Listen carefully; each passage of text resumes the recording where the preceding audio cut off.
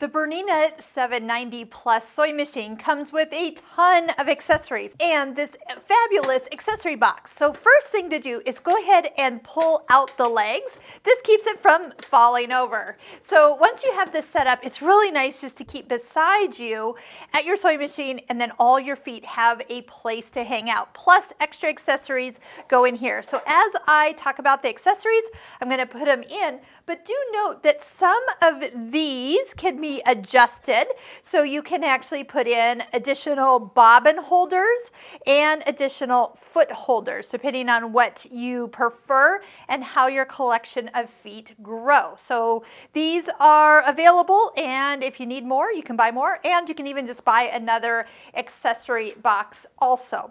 All right, so there is two different sizes of foot racks. So you see a little smaller one.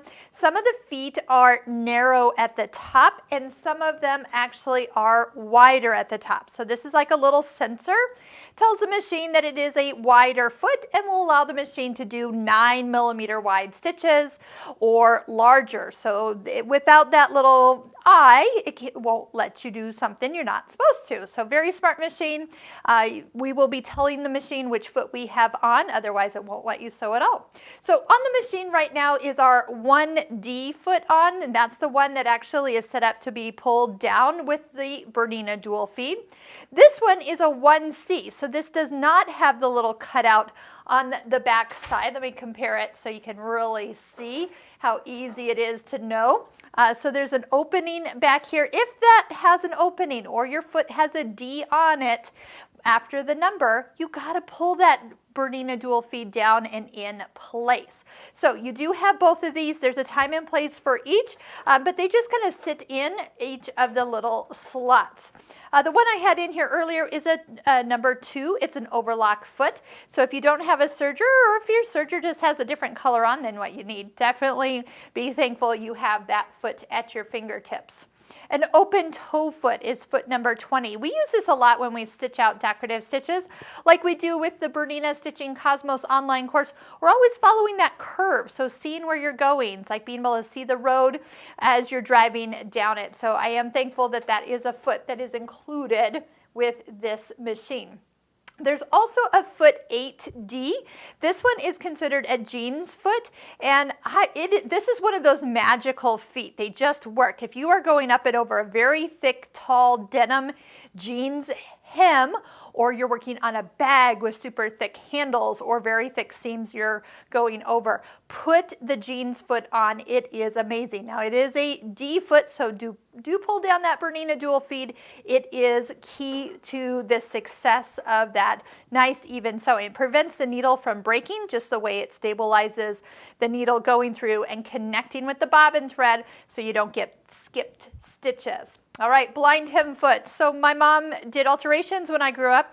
I watched her use a Bernina blind hem foot 80% of a day's worth of sewing. It is ideal. So when we do get to the blind hem video, I'll show you how wonderful that foot is. Once again, this foot is not a wide foot, so we're going to put it up here in that other section.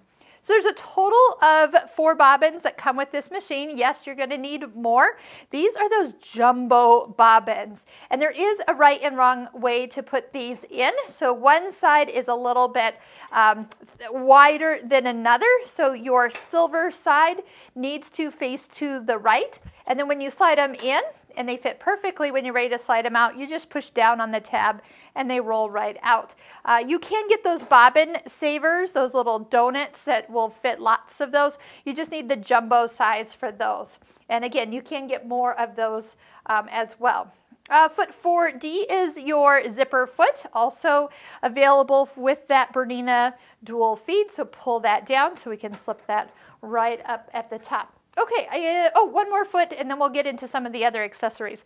A Bernina 3A foot is a buttonhole foot, and it just sits right here off to the side. So speaking of down here at the side, let me show you a few things that you can put in. This is actually the short screwdriver that takes your needle in and out. It actually has its own little home, and I gently put it in there. If I push it in too hard, sometimes it's a little hard to actually get out, but that is its home right here by the buttonhole foot. Let's talk spool caps next. So whenever we put our spool on the horizontal spool pin at the top, you need to put a cap on so it doesn't fall off. And there's different sizes. So if the end has a bigger spool base, then you're going to put a bigger cap on. You just want to make sure when those caps go on that they are held all the way in and there's no room for the thread to get caught between those two features.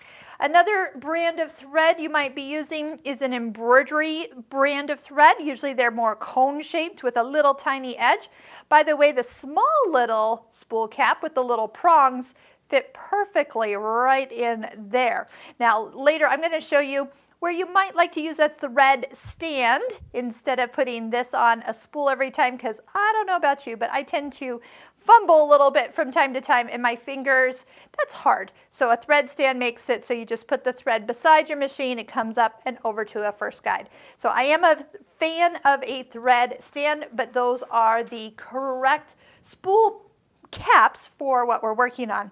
Speaking of spool caps, these are little foam pieces. They can go on the back side of where you put your spool on so the thread doesn't get caught around any of those extra areas. So you can put those on the vertical one as well and set the spool on it. Next, a handful of small items such as the most sharpest seam ripper in the world. Trust me, I know my seam rippers. Apparently I've been using this a lot lately.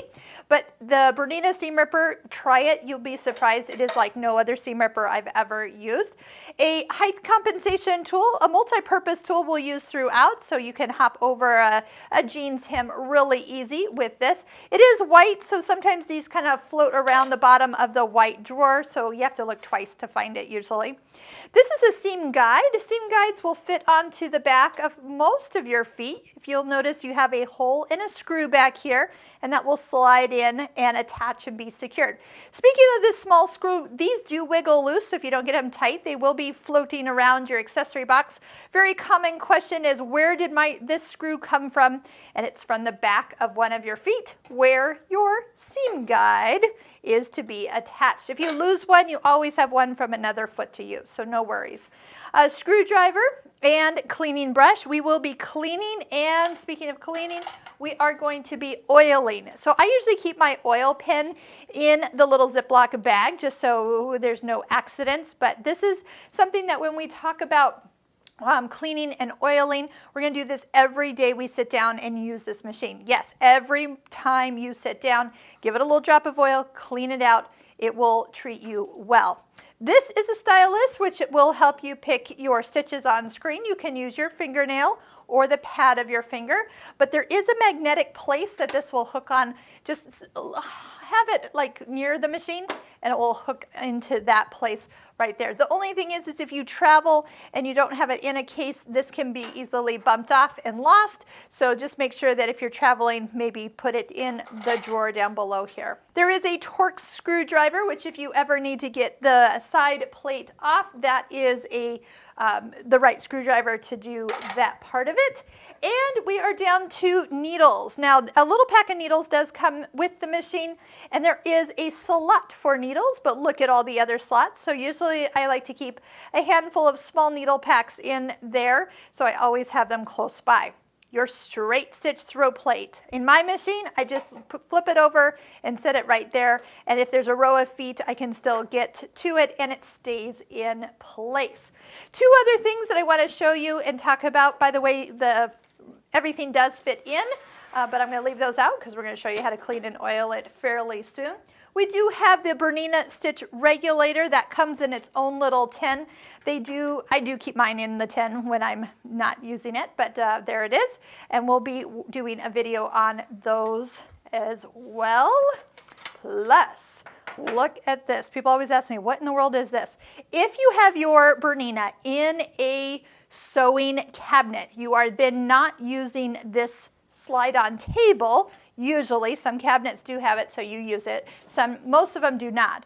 But if you are using this table just on a regular flat surface, this is a seam guide. Let me just put a regular presser foot back on and I'll show you how cool this is. So you just set it right up to the table, press down and push in.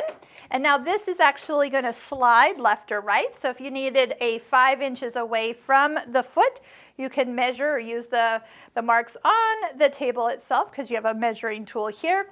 This can be set up. Go for a straight stitch, and then you can run your fabric right along that wall. The other thing that I've been known to do, I'm going to just lower the presser foot real quick, slide that right on up and against the foot, and now you have a perfect runway for your fabric to keep the perfect seam allowance. So that covers the accessories that come with this machine. Of course, Bernina is known for their accessory feet. We feature a lot of them in the Bernina Stitching Cosmos online course, so go ahead and check out all the cool things that we do. That's that quilt on the back wall, and you can watch 10 videos for free. You can find all those links in the description below this YouTube video.